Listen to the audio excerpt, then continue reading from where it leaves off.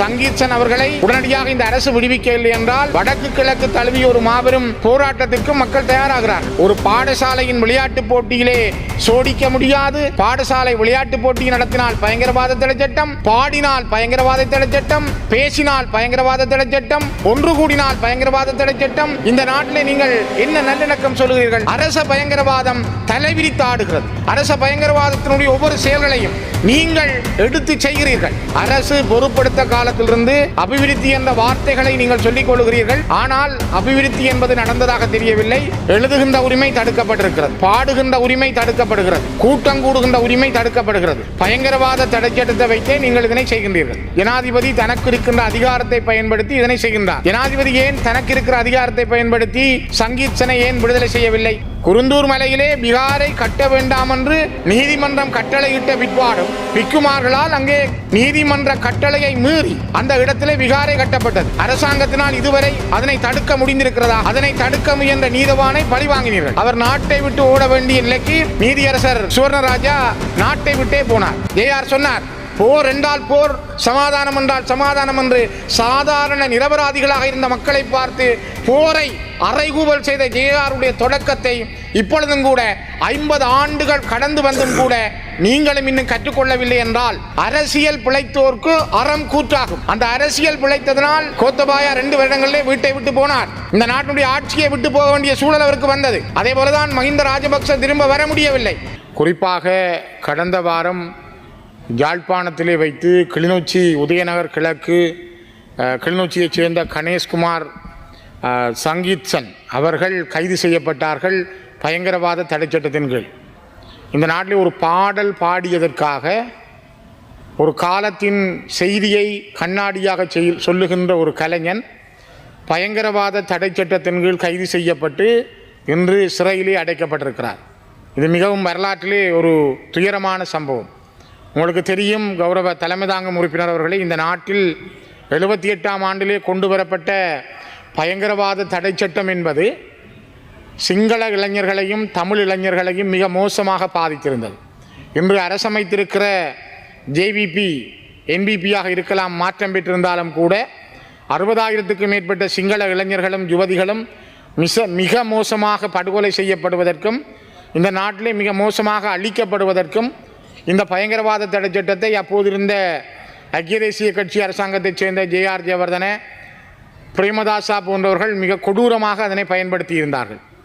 கொடூரமான இந்த சட்டத்தை நீக்குகிறோம் என்று பலமுறை எதிர்க்கட்சி வரிசையில் இருந்த இன்றைய ஜனாதிபதி அனுரகுமார திசாநாயக்க உட்பட உங்களுடைய அரசாங்கம் பல தடவைகள் இந்த செய்தியை சொல்லியிருந்தார்கள், நாங்கள் இந்த பயங்கரவாத தடை சட்டத்தை உடனே வந்தவுடன் நீக்குவோம் என்று. ஆனால் இன்றைக்கு 2 ஆண்டுகள் கடக்கப் போகிறது, இதுவரை இந்த பயங்கரவாத தடை சட்டம் நீக்கப்படவில்லை. அதற்கான ஒரு புதிய பயங்கரவாத தடை சட்டம் பற்றி நீங்கள் பேசுகிறீர்கள்.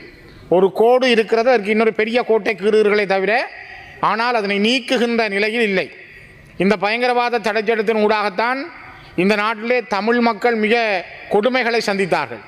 2009ஆம் ஆண்டு 2006ஆம் ஆண்டு காலங்களில், குறிப்பாக 2006 கிழக்கு மண்ணினுடைய வாகரையிலே நடந்த மிகப்பெரிய இறுதியான இனப்படுகொலைகளும் 2009ஆம் ஆண்டு வடக்கு மண்ணிலே முள்ளிவாய்க்காலிலே நடந்த இனப்படுகொலைகளுக்கும் இந்த பயங்கரவாத தடை சட்டம் மிக காரணமாக இருந்தது.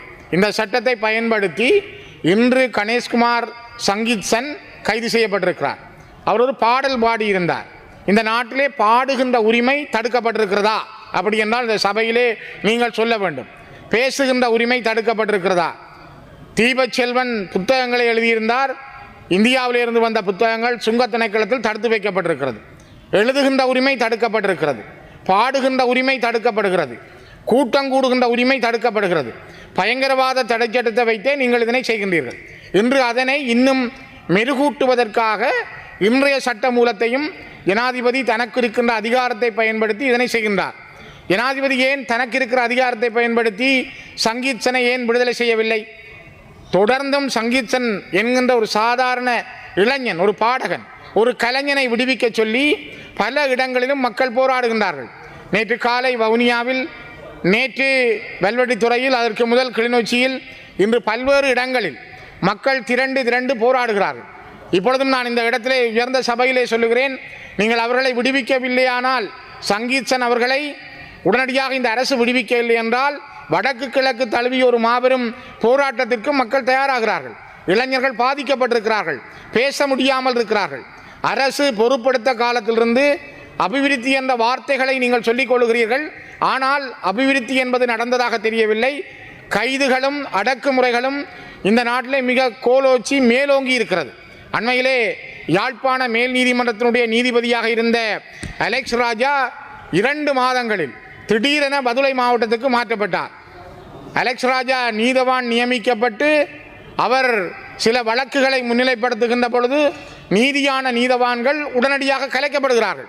இதேதான் முல்லைத்தீவில் இருந்த நீதவான் சுவர்ணராஜா அவர்களுக்கு நடைபெற்றது.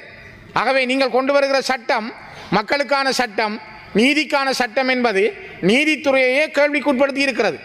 குருந்தூர் மலையிலே பிகாரை கட்ட வேண்டாம் என்று நீதிமன்றம் கட்டளையிட்ட பிற்பாடும் பிக்குமார்களால் அங்கே நீதிமன்ற கட்டளையை மீறி அந்த இடத்திலே விகாரை கட்டப்பட்டது. அரசாங்கத்தினால் இதுவரை அதனை தடுக்க முடிந்திருக்கிறதா? அதனை தடுக்க முயன்ற நீதவானை பழி வாங்கினீர்கள். அவர் நாட்டை விட்டு ஓட வேண்டிய நிலைக்கு நீதியரசர் சுவர்ணராஜா நாட்டை விட்டே போனார். அலெக்ஸ் ராஜா தீர்ப்பு வழங்குகின்ற பொழுது, நீதியை வழங்குகிற பொழுது நீதிக்கு புறம்பாக ஒரு கோரமான அகோரமான ஆட்சிக்காக அவரை யாழ்ப்பாணத்தில் இருந்து நீங்கள் மாற்றியிருக்கிறீர்கள். இது ஒரு மிகப்பெரிய வன்முறை, இந்த நாட்டில் நடைபெறுகின்ற மிகவும் மோசமான ஒரு காரியம். குறிப்பாக யாரும் பேச முடிவதில்லை. கௌரவ தலைமை தாங்கும் உறுப்பினர் அவர்களே, நான் எனக்கு தெரிந்த அளவிலே யாழ்ப்பாணம் யூனியன் கல்லூரி மாணவர்கள் ஒரு விளையாட்டு போட்டிக்கு சோதனை செய்திருந்தார்கள். அந்த சோதனைக்காக அந்த பாடசாலையினுடைய அதிபர் பரதன் உட்பட மாணவர்கள் ஆசிரியர்கள் விசாரணைக்கு உட்படுத்தப்பட்டார்கள்.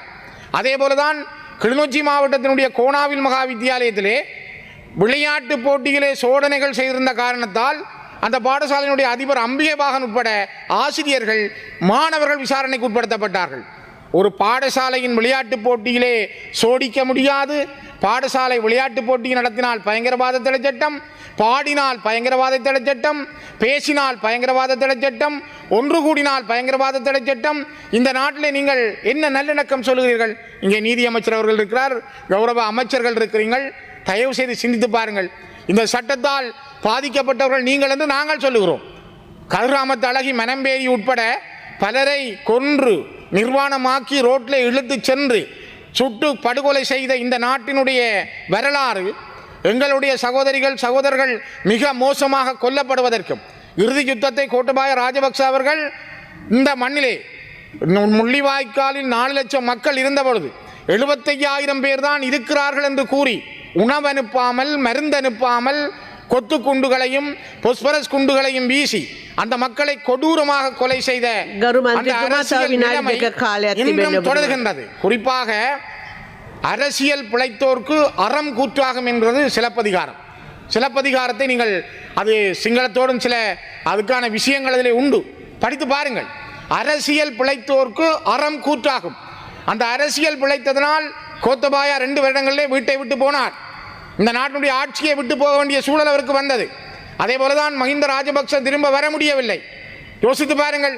ஆகவே நான் மீண்டும் சொல்கிறேன், இந்த மண்ணிலே கணேஷ்குமார் சங்கீத்சனுக்கு நடந்திருக்கிற துயரம் அல்லது தீபச்செல்வனுக்கு நடந்திருக்கிற துயரம் இங்கே தொடர்ந்தும் எத்தனை பேருக்கு நடக்க போகிறது? இது ஒரு கட்டியம் சொல்கிறது. முதலாவது ஒரு செய்தியை சொல்கிறது, இனிமேலும் இளைஞர்களுடைய சுதந்திரம் அடக்கப்படுகிறது. இதுதான் இந்த நாட்டினுடைய நல்லிணக்கம். நீங்கள் எப்படி நல்லிணக்கம் கொண்டு வர போகிறீர்கள்? 2 ஆண்டுகளில் கண்ட முன்னேற்றம் என்ன? இந்த நாட்டினுடைய முயற்சியிலே நீங்கள் கண்ட வெற்றி என்ன? தமிழ் மக்களும் சிங்கள மக்களும் இந்த நாட்டில் இப்பொழுதும் 2 பட்டிருக்கிறார்கள். 2 பேருமே 2 தேசிய இனங்கள் தான். ஆனால் மனோரீதியாக இந்த நாட்டினுடைய தேசிய கொடிக்கு கீழ் இன்றும் தமிழர்கள் இல்லை என்பதை மிக தெளிவாகவே இந்த நாடு சொல்கிறது. அரச பயங்கரவாதம் தலைவிரித்து ஆடுகிறது. அரச பயங்கரவாதத்தினுடைய ஒவ்வொரு செயல்களையும் நீங்கள் எடுத்து செய்கிறீர்கள். இதனைத்தான் ஜேஆர் ஜெயவர்தன காலம் கூட செய்திருந்தார். ஜேஆர் சொன்னார், போர் என்றால் போர், சமாதானம் என்றால் சமாதானம் என்று சாதாரண நிரபராதிகளாக இருந்த மக்களை பார்த்து போரை அறைகூவல் செய்த ஜேஆருடைய தொடக்கத்தை இப்பொழுதும் கூட 50 ஆண்டுகள் கடந்து வந்தும் கூட நீங்களும் இன்னும் கற்றுக்கொள்ளவில்லை என்றால், இப்பொழுது இருக்கிற நாட்டின் ஜனாதிபதி அனுரகுமார சனாய்க்கா தலைமையிலான அரசும் அதனை கற்றுக்கொள்ளவில்லை என்றால் இந்த நாடு அதள பாதாளத்தில் போய் விழுவதை தவிர வேறு எதுவும் நடக்காது. இந்த நாட்டினுடைய பொருளாதாரம் இன்னும் வளர முடியவில்லை. நாட்டினுடைய பொருளாதாரம் 2 நிமிஷம் தாருங்கள், 2 நிமிஷம் தாருங்கள். நான் நினைக்கிறேன் தர்மதாங்கம் உறுப்பினர் அவர்களே, இந்த நாட்டினுடைய நீதியும் நியாயமும் எல்லா இனங்களுக்கும் உரியதாக இருக்க வேண்டும், எல்லாருக்கும் உரியதாக இருக்க வேண்டும். நீதியரசர்களை நீங்கள் நினைத்தது போல் மாற்றவும், உங்களுக்கு ஏற்ற வகையில் நீதியரசர்களை நியமிப்பதும், அதனூடாக தீர்ப்புகளை வழங்குவதும் மிக மோசமானது. இதனைத்தான் அந்த குறிப்பிட்ட காலங்களில் தந்தை செல்வாவினுடைய மருமகனாக இருந்தவர் ஜே.ஆர். ஜெயவர்தனோடு மிக நெருக்கமாக இருந்தவர். அவர் எழுதிய புத்தகத்திலே அவர் குறிப்பிட்டிருந்தார், ஜே.ஆர். ஜெயவர்தன ஒரு முறை சொன்னார், தீர்ப்புகளை நாங்கள் எங்களுக்கு ஏற்ற மாதிரி எழுதுவோம், நாங்கள் யாருடைய மண்டையை உடைக்க வேண்டும் அல்ல யாருக்கு என்ன தீர்ப்பு வழங்க வேண்டும் என்பதை ஒரு நீதிபதிகளுக்கு கார் வாங்கி கொடுப்பதன் மூலம் அல்லது வீடு வாங்கி கொடுப்பதன் மூலம் எங்களால் தீர்ப்பளிக்க முடியும் என்று அத்துலத் முதலியும் ஜே.ஆர். ஜெயவர்தனமும் அந்த காலகட்டங்களில் 70களில் சொன்ன வரலாறுகளை நான் மீண்டும் பதிவிடுகிறேன். ஆகவே பிரேக் ஆஃப் ஸ்ரீலங்கா, ஏ.ஜே. வில்சன் எழுதிய பிரேக் ஆஃப் ஸ்ரீலங்கா என்கிற புத்தகத்தை மீண்டும் ஒருமுறை படியுங்கள். அவர் மிக தெளிவாக ஜே.ஆரோடு நெருக்கமாக இருந்த ஏ.ஜே. வில்சன் எழுதிய அந்த புத்தகத்தினுடைய ஒவ்வொரு வரிகளும் இந்த நாட்டிலே தமிழ் மக்களுக்கு எதிராக சிங்கள தலைவர்கள் செய்த அநியாயங்களை சொல்லுகிறது. அதனால்தான் நான் மீண்டும் நான் வலியுறுத்துகிறேன், இந்த நாட்டினுடைய சங்கீச்சனை அவரை உடனே விடுதலை செய்ய உடனடி நடவடிக்கையை மேற்கொள்ளுங்கள். இந்த உயர்ந்த சபையினூடாக அவரை பயங்கரவாத தடை சட்டத்தில் வைத்திருக்காதீர்கள், அவரை உடனே விடுதலை செய்யுங்கள். நான் மீண்டும் வலியுறுத்துகிறேன். ඔබතුමාට විනාඩි 11ක් කාලයක් ලැබෙනවා. මමනේ